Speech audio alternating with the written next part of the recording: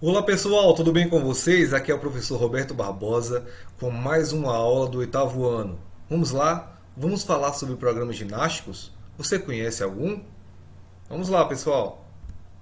Então, os programas ginásticos são projetos de exercícios físicos que são estruturados com uma metodologia específica e que visa determinadas capacidades físicas, os, alguns objetivos que se tem e também a funcionalidade para determinado grupo. Então, o que é que aquele grupo precisa, o programa de ginástica ele vai estabelecer para a modificação em relação ao certo tipo de treinamento que se precisa, certo? Então, entre esses programas ginásticos podem ser estruturados em ambientes como escolas, clubes, ambientes de trabalho. Nós temos alguns métodos e exemplificações específicas relacionadas à ginástica.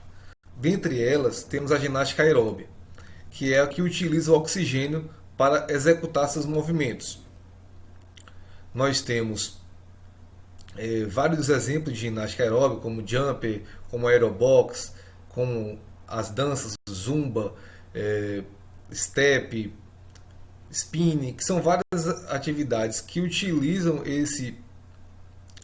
essa atividade mais prolongada, em que vai necessitar de mais oxigênio para as produções de energia e execução dos movimentos.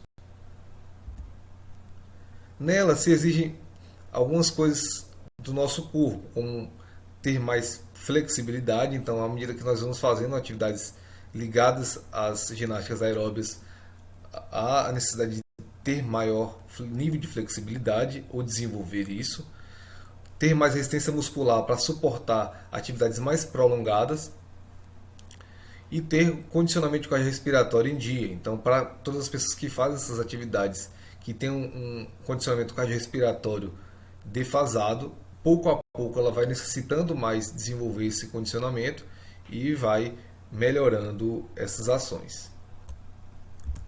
Outro exemplo que nós temos são a ginástica de exercícios resistidos ou ginástica anaeróbia, que ela não utiliza o oxigênio como principal fonte de energia para a sua produção e execução dos movimentos. Aí nesses nós podemos exemplificar principalmente os exercícios de musculação, em que há os momentos de contrações musculares, sejam concêntricas, excêntricas ou isométricas ou até mistas, mas que dão privilégio a essas ações que são feitas com a musculatura através de exercícios intervalados ou cíclicos também, se caso for isométrico. Dentre elas, nós precisamos de ter bastante força muscular para superar a resistência, seja do peso ou do nosso próprio corpo, ou com a utilização da ação da gravidade. É necessário que se preocupe bastante com a postura, tanto para a execução do movimento quanto para a preservação dos ossos, da estrutura muscular, espinhal do nosso corpo. Necessita de uma amplitude muscular maior, ou seja, à medida que você consegue fazer exercícios resistidos com um maior nível de amplitude muscular, melhor vai ser aquela capacidade de produzir, de ampliar a quantidade de fibras musculares e também do seu volume, além de ter que fazer o exercício na zona específica. Ou seja, não adianta fazer o exercício resistido, por exemplo, de fazer uma flexão do cotovelo, também chama de rosca direta, por um período de 5 minutos consecutivos. Então você vai descaracterizar a zona energética e vai migrar para outra ação, para outro movimento que já seria um exercício aeróbio e não anaeróbio. Na ginástica competitiva, que já é um outro modelo a ser seguido para os projetos ginásticos, nós temos as ginásticas competitivas de trampolim, acrobática, a ginástica artística e a ginástica rítmica, e elas vão utilizando várias capacidades, movimentos, habilidades químicas diferentes para cada âmbito. Ela exige bastante desempenho, então se for competição amadora, ela vai exigir certo nível de desempenho para o que aquela pessoa consegue fazer. Se for alto desempenho, vai utilizar e extrair o máximo daquela pessoa, ela vai passar vários períodos treinando bastante, com excessivas cargas de treino em várias horas. A maioria dos movimentos exigem uma grande flexibilidade dos músculos, uma musculatura com maior alongamento de fibras. Muitas provas exigem bastante força, outras exigem potência, pois exigem tanta velocidade com a utilização da força. E a musculatura cada vez com maior amplitude para poder superar as ações que foram feitas e executadas anteriormente. Temos também a ginástica de consciência corporal, que é a ginástica ligada ao entendimento das potencialidades e possibilidades do corpo.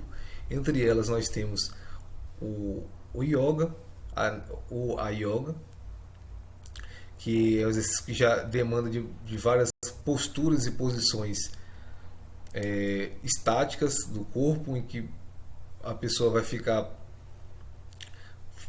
se concentrando e mantendo aquele nível postural por um bom tempo, tendo equilíbrio também. Temos o método Pilates, desenvolvido por Joseph Pilates, em que ele faz a utilização de vários equipamentos linkados a exercícios estruturados com certo nível de amplitude, e também com algumas atividades isométricas de posturas, que estão ligadas a esses equipamentos que ele desenvolveu e a outros que foram sendo desenvolvidos ao longo do tempo. Além também que nós temos o Tai Chi Chuan, que é uma outra utilização de consciência corporal para entender as questões respiratórias, movimentos mais suaves, mais leves, questão de agilidade, entendimento das potencialidades do corpo. Então, todas essas ações de ginástica e consciência corporal também podem ser utilizadas em vários projetos sociais, projetos educacionais e projetos de execução. Exige-se que as pessoas tenham um certo nível de flexibilidade para fazer essas ações, uma boa consciência e coordenação motora, pois elas vão fazer os movimentos que são bem coordenativos, seja da coordenação motora global ou da fina. A resistência muscular, pois essas atividades elas demandam uma quantidade de tempo, tanto nas posturas quanto também nos movimentos que são mais suaves, como o Tai Chi Chuan. A pessoa cada vez mais compreende o que o seu corpo pode fazer, até os limites que ele pode se estruturar, e ter uma consciência cardiorrespiratória. Em todos eles há necessidade de se refletir quanto que está respirando, de como essa respiração vai interferir tanto na execução do seu movimento naquele momento, mas também nos vários outros benefícios que eles são feitos posteriormente. E temos a ginástica laboral. Os projetos feitos com ginástica laboral são executados para os ambientes de trabalho esses que, por suas características, inviabilizam que as pessoas sejam mais ativas. Então, são executados projetos como estes para que as pessoas façam algumas atividades antes, durante ou após os trabalhos, os trabalhos que eles fazem que não tem tanto movimento nem exercícios corporais, mas que também possam criar certos níveis de programas vinculados a essas atividades que já são executadas. Neles temos exigências corporais de ergonomia, ou seja, a questão de trabalhar as posturas físicas que eles vão trabalhar tanto no ambiente de trabalho em relação às funções que eles irão exercer, tanto também para trazer um conforto para as suas atividades posteriores. Tenho como principal objetivo fazer com que eles modifiquem o perfil físico, ou seja, se o perfil físico é de inatividade, de sedentarismo, que eles possam ser mais ativos tanto nas ações do trabalho, mas também nas ações posteriores que não estão ligadas ao ambiente trabalhista.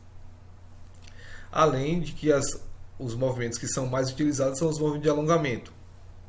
Os movimentos de alongamento, tanto a musculatura que acaba ficando muito retraída, muito reprimida por atividades cansativas, repetitivas e os excessos de posturas inadequadas.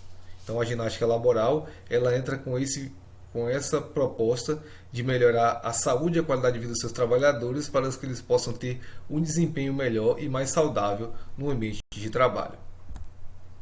Então é isso, pessoal. Eu agradeço a participação de todos vocês. Estivemos aqui falando sobre como a ginástica pode ser entendida nesses programas ginásticos e como eles podem ser estabelecidos sob diversas formas e metodologias diferentes para função e público-alvo específico, tá certo? Então, muito obrigado a todos, um grande abraço ao professor Roberto Barbosa e até a próxima aula, tá certo? Valeu!